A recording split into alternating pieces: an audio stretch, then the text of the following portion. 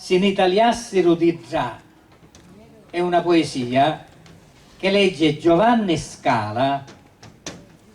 Lui non è l'autore, è uno dei giurati delle poesie e senz'altro si è messo a disposizione, visto che la signora Bartolomeo Carmela, che è la poetessa, non è potuta venire per motivi personali.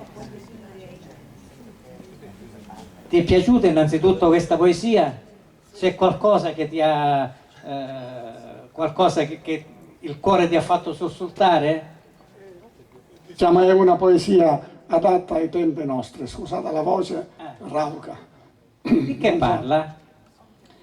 Se qualcuno guarda da lontano quello che abbiamo davanti, il periodo della pandemia, eccetera. Parla di Covid allora? Sì. E quindi il periodo brutto che abbiamo passato della pandemia si rivolge forse a qualcuno antecedente a noi, che è nato prima, e quindi forse gli chiede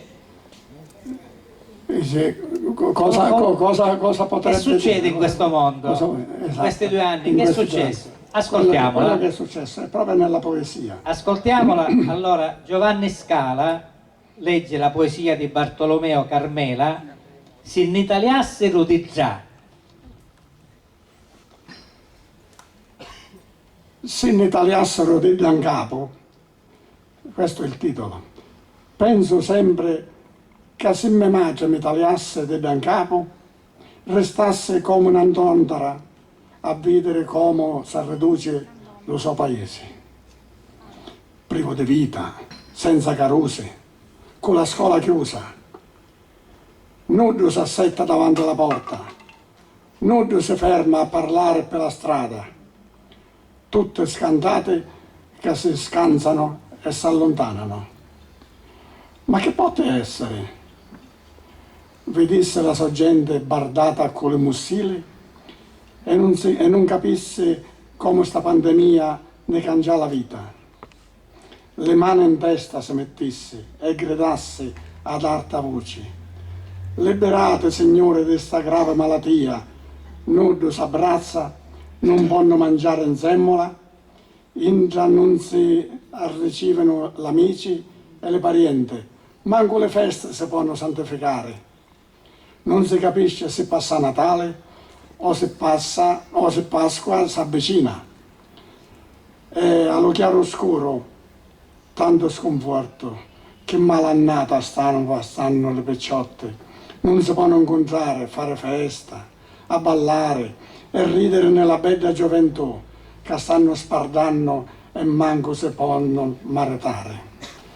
Anche le vecchiaredde stanno soffrendo perché le figlie, per proteggerle, non vanno più a trovarle e le morticette se ne vanno sole senza l'onore di avere un funerale con la connuta.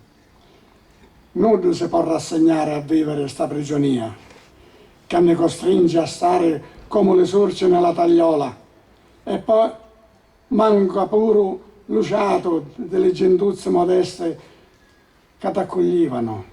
Vieni qua, trase, che ti faccio lo caffè, figlia mia. La mia casa è piccerita, ma pulita, che pare una chiesa.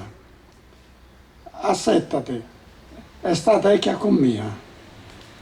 Finero questi tempi chini d'amore e di consolazione.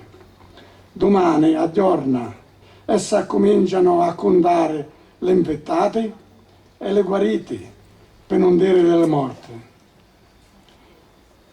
E conto che non sogno, e conto che non finisce mai, che ti piglia lo sonno della notte, lo sconforto per lo futuro di ste caruse che si stanno bruciando l'occhio con le telefonine e magari è stato buono per farsi compagnia. In questi tempi tristi da pandemia, chi so vedesse tu, o matruzza mia? Una poesia un po' sconfortante, però la vita è anche questa, purtroppo l'abbiamo passato, speriamo che passi completamente e che non si parli più di morti, di feriti e di ospedali, Covid, eccetera.